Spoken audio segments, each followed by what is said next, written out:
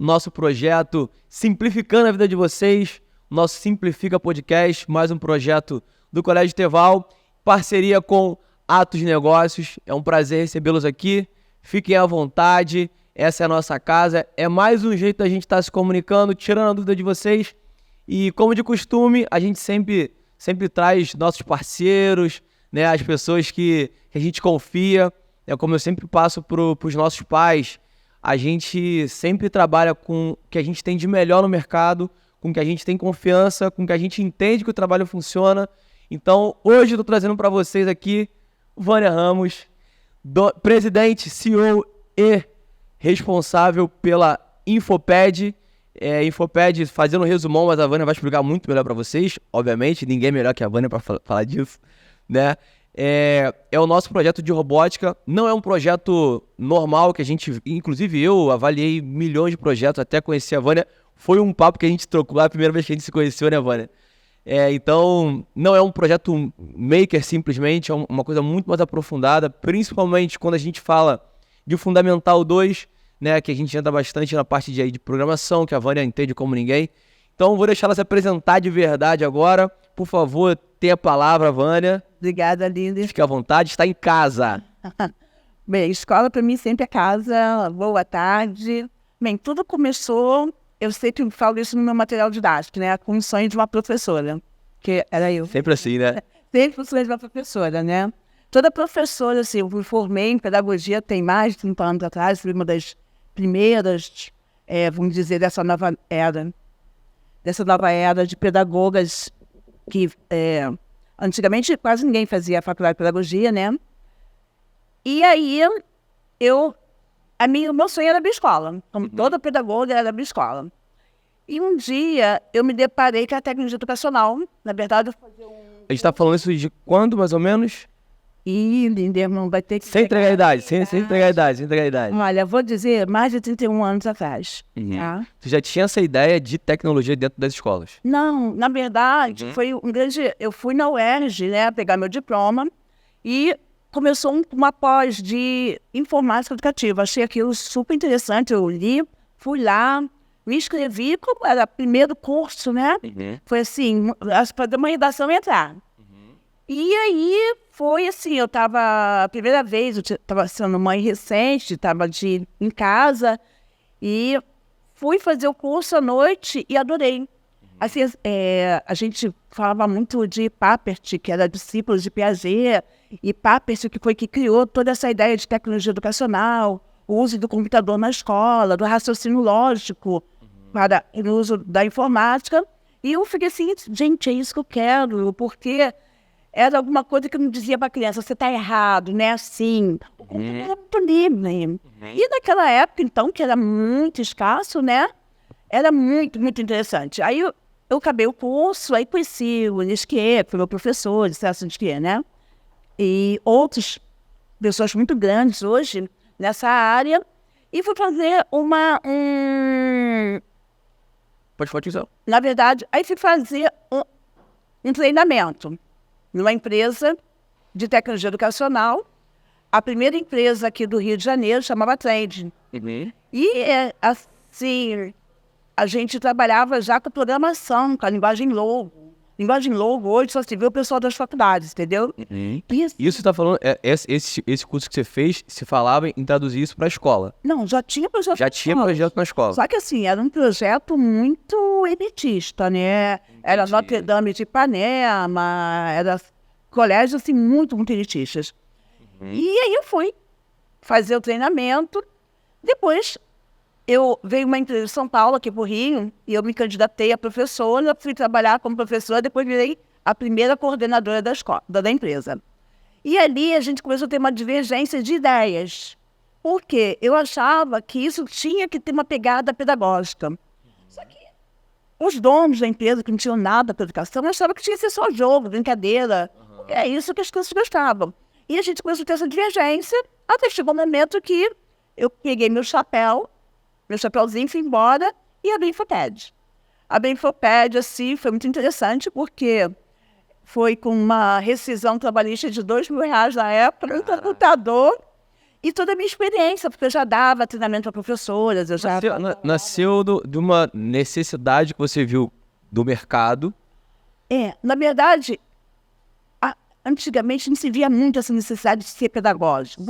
Só de ter o computador na escola já era... Sim, eu lembro, não tem muito tempo, né, mas eu lembro de quando a primeira sala de informática que a gente teve na unidade de São João, eu era aluno. E aí, se eu não me engano, tinham 6 computadores e era uma coisa sensacional. Quando a gente abriu o Byte, era uma coisa... Nossa Senhora, que isso? Isso mesmo. Eram, assim, 20 alunos e um computador já era uma grande emoção. Sim. E aí, começou aí, né? E aí, quer dizer, eu dava aula, eu fazia administrativo, fazia pedagógico. E eu, numa creche em Vila da Penha, uma aluna minha, a creche ia só até o antigo CA, né, classe de alfabetização, ia para o primeiro ano numa outra escola. Perguntou, tem informática aí? Aí a diretora, não, mas eu estou querendo. Poxa, minha filha ama, a professora é maravilhosa, e me indicou. Aí dessa indicação, eu fui parar no GPI da Tijuca como coordenadora da parte de... Eu dava aula e coordenava a parte de informática educativa. E daí foi assim, fiquei uns 5 anos lá. E quando saí para ficar só na Infoped. E assim, a Infoped estava passando aquela crise, a gente passa várias crises, né? Sim. Ainda mais trabalhando com educação para escolas. E aí eu decidi me dedicar à Infoped. Então eu tinha na época 6 clientes, que só 3 pagavam. E eu peguei, meti a mão na massa, um ano depois eu tinha 22 clientes. Mas assim, se eu vou te dizer que era um saco de sapatos, assim, que eu tive que jogar fora de carro. De tanto lugar, tanto colégio que eu fui, de tanto que eu fiz. E aí começamos, né, a informática e sempre com a postura pedagógica. Algumas vezes era até um pouco de reforço mesmo, e não era bem o que a gente queria. A gente não queria que a criança fizesse exercício de português, matemática e computador, mas aquilo que estava se conseguindo fazer para chegar no conteúdo pedagógico. E aí, continuamos, né? Há 15 anos atrás, veio a onda da robótica, no Rio não, mas eu sou aquele tipo que viaja o Brasil todo mesmo, entendeu? O Brasil hoje, ele tem várias empresas, criadores de kits de robótica. E assim, e quase todas as empresas eu conheço os gestores, conheço os donos, porque eu fui lá, quero comprar teu kit, vou em Santa Catarina, vou no Rio Grande do Sul, porque eu ia conhecer, fazer o treinamento lá em São Paulo, onde fosse. E começamos com a robótica, e muitas vezes chegamos no colégio, quero falar de robótica. Aí as diretoras, eu não quero isso aqui não existe pra gente. E assim... Então, porque, assim, falando com o lado da escola, há um tempo atrás, realmente quando falava de robótica, qualquer pessoa que viesse falar de robótica, a gente não entendia muito bem o que era, até porque não era apresentado, pelo menos... Quando eu assumi a escola, já não era essa linguagem, já entendia muito melhor como funcionava. Mas eu lembro de ouvir minha mãe em reuniões, há mais ou menos isso aí, uns 8 anos atrás, que o pessoal começava a falar disso. Era uma linguagem, assim, totalmente fora da realidade. Não sei se era como as pessoas passavam para a escola, mas a escola tinha um medo de aderir a isso, porque não se sabia nem muito bem qual era o objetivo daquele conteúdo, e assim, como você falou, era uma coisa assim, aos olhos do universo em geral, uma coisa muito elitista, tipo, nossa, vai ser muito caro, não vou conseguir ficar. É o primeiro pensamento de qualquer gestor. Não, era muito caro. Era, na verdade, a Zoom, né, que ela detinha os direitos da Lego Education, e era realmente muito caro, né? Então, não era realmente qualquer instituição que fazia, e a Lego dominava, como hoje a Lego ainda domina a FLL, que são os concursos de robótica, né? Tanto que o SESI é o campeão, porque o SESI é o dinheiro que vem do governo. Então, é um investimento muito forte, né? Então dá para se comprar. O SESI é campeão mundial do Brasil de robótica. Então, e grandes escolas também. E aí o que aconteceu? A gente começou com esse mundo da robótica e muito devagar, e não abandonou a informática. E continuamos estudando, e veio tudo isso. E aí os colégios do Rio virou assim, queremos robótica. E como você falou, que as pessoas não sabiam, eu acho que ainda não sabem. Tá. Isso é um diferencial da Infoped. Exatamente. Por quê? Inclusive, hoje, os nossos concorrentes, é muito engraçado, nossos concorrentes que vieram depois da pandemia, a maioria, eles reproduzem palavras que foram criadas dentro da Infopad. Legal. Porque, por exemplo, a robótica se divide em mecânica, elétrica, eletrônica e programação. A gente não pode chegar dentro de uma turma de infantil, primeiro, segundo ano, e falar em mecânica. A mãe vai falar, não, mas meu filho é muito novo. Então, a gente criou a estruturação, que é realmente a parte mecânica, a parte concreta da coisa. E aí, hoje, a gente vê várias empresas com a gente faz estruturação. Até uma funcionária antiga, minha filha, olha aqui, ó, estamos copiando a gente, porque isso foi criado numa mesa, que a Infopad sempre trabalha muito junto com as professoras. A apostila de infantil 1 não está dando certo, as crianças são muito imaturas, vamos tirar isso. Não estou conseguindo fazer esse trabalho, tudo. Tanto que, se você percebeu nas nossas redes sociais, nós fizemos o treinamento em janeiro, fizemos 20 dias de treinamento e ali nós definimos o planejamento do ano inteiro, do infantil ao ensino médio, todas juntas, entendeu? Todos os segmentos. Assim, falando da gente, uma coisa que me deu tranquilidade porque todas as empresas que eu ouvi me ofereciam o livre, basicamente é esse o serviço. Não tô falando que seja ruim, é o que a gente conversa, não tô falando que seja ruim ou melhor ou pior, é questão do perfil da escola, né? Eu queria uma coisa diferente e que de fato eu enxergasse o impacto que aquilo ali teria. Então eu escutei talvez todas também. E normalmente o que me oferecem, né, é o livro, é um treinamento assim, bem raso, e era uma pergunta que eu tinha quase que toda vez. Eu falava assim, tá, mas aí qual professor que eu boto para dar a aula? Eles mesmos não sabiam a resposta, né? Diferente também que normalmente eu era atendido pelo comercial e não pelo diretor, então isso faz diferença também para mim, né? Quando eu te conheci, que você me trouxe a situação, não, Lina, fica tranquilo. A professora, quem vai ceder a professora específica sou eu, você não vai se preocupar com isso. Isso me deu tranquilidade para falar assim, cara, é uma coisa que a gente precisa olhar com mais carinho porque tem um diferencial. E aí, ao longo da nossa conversa, que eu fui entendendo melhor o que aquilo ali era, o conteúdo que aquilo ali tinha, eu falei, cara, Vânia, eu quero fazer. Lembra que eu tinha um medo danado? Lembra? E aí, só explica um pouquinho melhor como é que funciona essa parte. Vocês produzem os profissionais. Eu lembro que você falou assim, Vânia, você foi a primeira empresa que eu entendi que você vai fazer dentro da minha Exatamente. Porque exatamente quem vai geralmente fazer uma divulgação é um vendedor que é hiper treinado, entra numa imersão e sai com aquilo na cabeça. E assim, até hoje, pelo menos, o grande prazer da minha vida foi vender Infopad, né? Eu acho que hoje eu estou até precisando de ajuda. O meu filho mais velho, Infopad, não é mais velho não, porque o Daniel é mais velho. A Infopad veio depois do Daniel, mas é um filho que eu acho que o parto dele foi muito mais custoso, mais doloroso, e hoje os outros são todos criados, ele é um filho que ele está sempre com problema, que é Infopad. Mas o que acontece, Lineman? Primeiro, escola é lugar de educador. Escola é lugar de quem gosta de educar. Porque educar, trabalhar com educação, é muito mais do que a gente passar informação. Daí isso a gente é louco. Porque eu sempre digo, o meu filho mais velho, né, ele fala assim, mãe, caramba, tu vai ganhando dinheiro, muito dinheiro em tanto lugar. Eu falei, pro dinheiro, né? Mas é uma coisa assim que é um vídeo. É mais do que isso, né?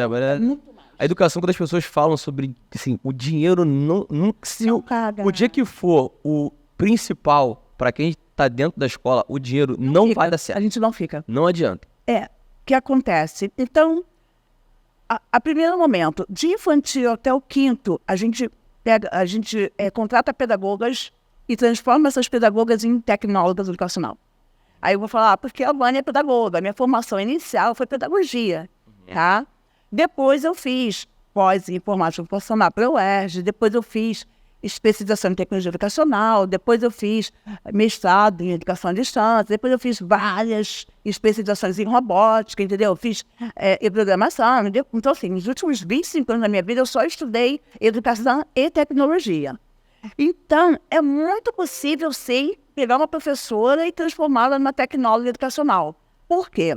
Porque muitas vezes dentro da escola não vai ser o melhor computador que vai fazer diferença. Vai ser como aquela professora vai colocar a informação. E a Infopad trabalha com contextualização.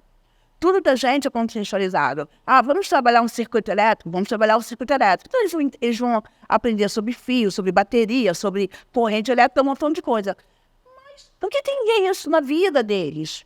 Tem a ver que todo prédio tem circuito elétrico, tem a ver que teve um cara que criou a lâmpada, e sem lâmpada ninguém vive, mas em uma cidade como o Rio de Janeiro, sem lâmpada, entendeu? E assim, uma das grandes belezas, acho que todo mundo, quando vem de viagem à noite e sobrevoa o Rio, é muito... Aliás, não, chegar em casa já é muito bom.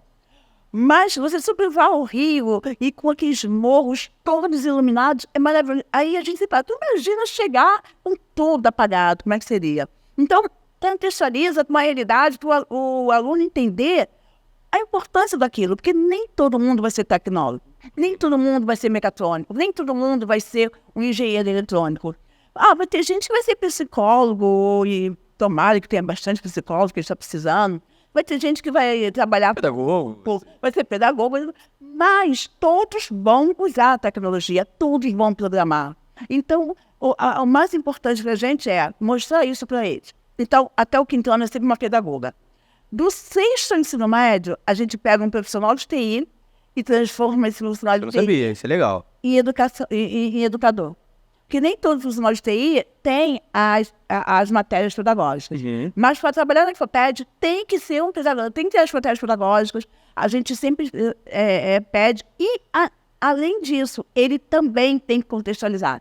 Ele também tem que ter o perfil da empresa, né? Tem que ter o perfil da Infoped. A Infoped tem esse perfil pedagógico e foi isso que fez ela não desaparecer. Já surgiram muitas, foram embora, entendeu? Porque é isso que a gente vende. A gente não vende computador, a gente não vende livro. A gente tem um livro que foi criado por nós mesmo, mas o livro é um apoio. Tá? A gente vende, na verdade, o serviço de tecnologia educacional para alunos. A gente vende a experiência do aluno começar a entender sobre tecnologia, de linkar isso com a educação dele, chegar... hoje, muito importante na parte de programação, porque programar é, acima de tudo, raciocínio lógico dedutivo, trabalhar com matemática, trabalhar com a portadora, robótica e criatividade. Tanto que a gente tenta abolir o máximo aqueles cards, né? A gente até, às vezes, traz como é que fazemos dificuldade, mas o que a nossa professora é treinada para trazer um protótipo. E aí, naquele protótipo, a criança vê, ela tem que ir de vez em vez, até uma forma também de fazer com que ela se envolva mais com certeza com as crianças, em vez de ficar lá no canto e as crianças com cards. E aí, eles vão ali, tem que somar o número de peças para fazer aquela estruturação, eles têm de ver e analisar que imagem é aquela. Então, acima de tudo, o que a gente vende é o formato de educação para o menino do século XXI. Que é o menino que não está muito ligado em ficar o tempo todo parado. É o menino do celular, é o menino que programa muito bem, mas ao mesmo tempo que tem uma dificuldade absurda de... Como se diz? Eles têm facilidade hoje em dia com tecnologia, eles já nascem com essa mas tem facilidade muito grande de resolver problemas. Sim. Eu vejo que os meninos hoje têm uma dificuldade assim, tão grande de resolver problemas, que eu vejo meus filhos, eu tenho 2 filhos adolescentes, né? Um de 18 ou 17. E aí o que acontece? Eu falo assim, pega isso, mas como é que eu faço? Cara, raciocina, vambora, como é que você vai fazer isso? É um estímulo diferente, né? Exatamente, então é o que acontece, porque eu acho que o mundo do touch é tão fácil, né? Imagina, no meu tempo não tinha isso, que eu clicava com esse mundo na minha frente. Então, realmente dá aquela vontade assim, pra que eu vou me esforçar? Aí a gente vê muito isso em pesquisa. Todo trabalho, normalmente, e a gente faz essa correção porque o primeiro esboço do trabalho normalmente é uma cópia do Wikipedia. E aí a gente tem que fazer esse trabalho para que eles pesquisem mais, para que eles entendam mais daquela situação. Então, a internet em geral, a tecnologia em geral, é um facilitador muito grande. Sim. Né? O problema é que isso acontece mesmo, eles não têm uma noção de como resolver aquele problema. Exatamente. Né, de uma forma mais rústica, igual a gente tinha atrás, mais pensada, mais trabalhada. Vânia, você tava, assim, dá pra ver que você fala com muita amor da Infoped, né? E isso transmite para as crianças. Eu vejo terça-feira, que é a nossa aula aqui, e a gente tem aula toda terça-feira de robótica, E é um dia, assim, que as crianças vêm com uma... Que essa era a minha intenção Essa é a minha intenção, de que as pessoas venham para a escola com essa vontade de estar na escola. Que as crianças estejam aqui com vontade de estar na escola. E eu vejo muito isso. Dia de terça-feira é um dia diferente para eles, né? Eu queria que você falasse, né, bem rápido para a gente finalizar. Você já falou até um pouquinho, mas qual é o impacto disso a longo prazo da vida deles? E principalmente essa diferença da Infopad para uma maker normal que a gente vê no mercado. Não, vamos começar da diferença. Eu acho que não é uma diferença, é um a mais. O que é um maker? O maker faz a você mesmo, né? É onda assim, poxa, eu vou fazer uma de tricô, não vou fazer porque eu não faço. É uma coisa assim, da minha geração, que eu nunca consegui pegar, mas eu faço bolo muito bem, tá? Sou muito boa cozinheira, então... A gente acredita. Uma coisa, né? Então, o que acontece? Então, é fácil você mesmo. Então, você tem maker na aula de artes, você tem maker na aula... Geografia. Tem maker, é o que a criança faz ele mesmo, né? Com o advento da pandemia, o que houve? Todo mundo começou a fazer maker para levar para casa. Porque a gente estava precisando mesmo fazer essas crianças levantarem o astral, né? As famílias também. E aí, o maker que nós fazíamos só de ser um simples maker precisou ser moderado. Qual a diferença desse maker com a robótica? Maker com robótica tem LED, tem bateria, tem pilha, tem motor. E aí o menino não trabalha só o que ele faz, ele trabalha também como é que aquilo se mexe. O que é o motor de giro, entendeu? O que é o motor de passo. E a diferença entre eles. Então, ele cria pequenas invenções, né? Ele é um pequeno cientista. Isso é o grande diferencial do maker e que muitos casos de maker não acontecem. Porque é um maker normal. É uma reclamação que eu recebia. Toda vez que eu ofereço a nossa robótica, alguns pais me perguntam, tá, mas não é só aquele negócio de ficar montando não, né? Porque ou então, pô, na escola X me ofereceram e o livro nem foi usado, nem não fazia nada. Isso é uma coisa que eu vejo que é diferente da Infopad também. Porque a gente trabalha com educadores. Você fala assim, as coisas bem felizes. Porque também tem uma professora, que se a gente colocar a Rayane, que é a tua professora, a gente pode botar com uma professora maluquinha, porque ela está sempre agitada. Ela tá sempre... a Rayane manda fotos, ela manda vídeos, e a gente sente que ela está inteirada ali. Inclusive, quem chegou agora, quem tá vendo até agora, se escutaram algum barulho de porta, alguém tentando entrar, era a Rayane. Exatamente. Então, o que acontece? Isso faz um diferencial, porque é uma pedagoga, é uma educadora, e ela está aqui vivendo junto isso com as crianças. E quando o educador ele consegue passar essa paixão, a criança se envolve muito mais. E ela se sente feliz, porque ela vê que o professor está ali junto com ela, entendeu? E o maior diferencial da Infopad é sempre a parte pedagógica. É sempre o que a gente faz de contextualização com todo o conteúdo. E o que vai fazer a diferença disso? A diferença vai ser que esse menino, que é o menino do século XXI, que ele vai usar a tecnologia, que ele vai precisar da tecnologia para aprender como é que ele vai achar mais água no mundo. Sim, tá? Com certeza. Ele vai precisar da tecnologia para saber como é que, quanto mais gente no mundo, e agora, hoje mesmo, já estava ouvindo, que já estão começando a parte no caso da alimentação mesmo, né? Estou usando muito tecnologia artificial. O agro usa muito tecnologia. Negócio, exatamente. Então, quer dizer, isso fez... foi a quarta revolução do agronegócio, estava ouvindo hoje sobre isso. Então, quer dizer, você, acima de tudo, está compondo o profissional que vai encher aí, porque tem profissão que já acabou e outras que vão acabar. Eu lembro quando... E um detalhe, né, Vânia? Isso está cada vez mais cedo no mercado. Sim, depois da pandemia, então. Eu converso muito com isso com os pais. O mercado, gente, às vezes a gente cansa de ver. Eu vi a última feira... Me corrija se eu estiver errado, tá, Vânia? A última feira que foi em Recife, não foi de robótica? Sim. Escolas estaduais, se eu não me engano. O que acontece?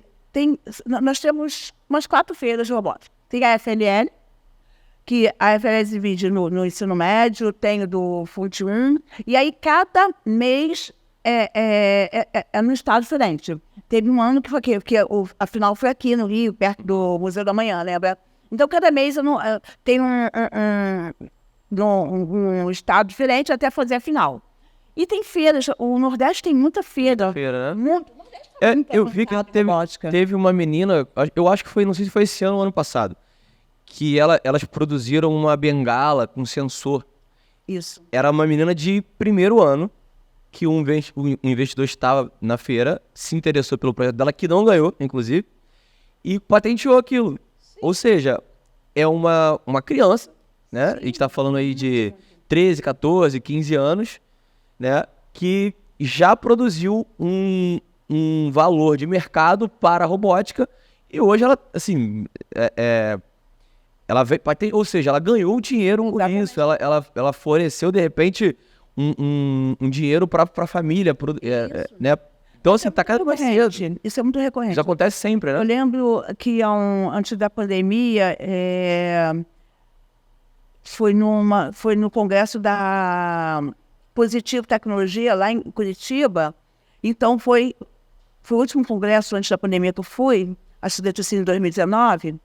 E aí que acontece, uma menina do Amazonas, ela tinha feito é muito interessante, que foi com uma tampa de panela e com um circuito chamado microbit, né, que inclusive seus alunos estão usando aqui também, trabalhando com isso.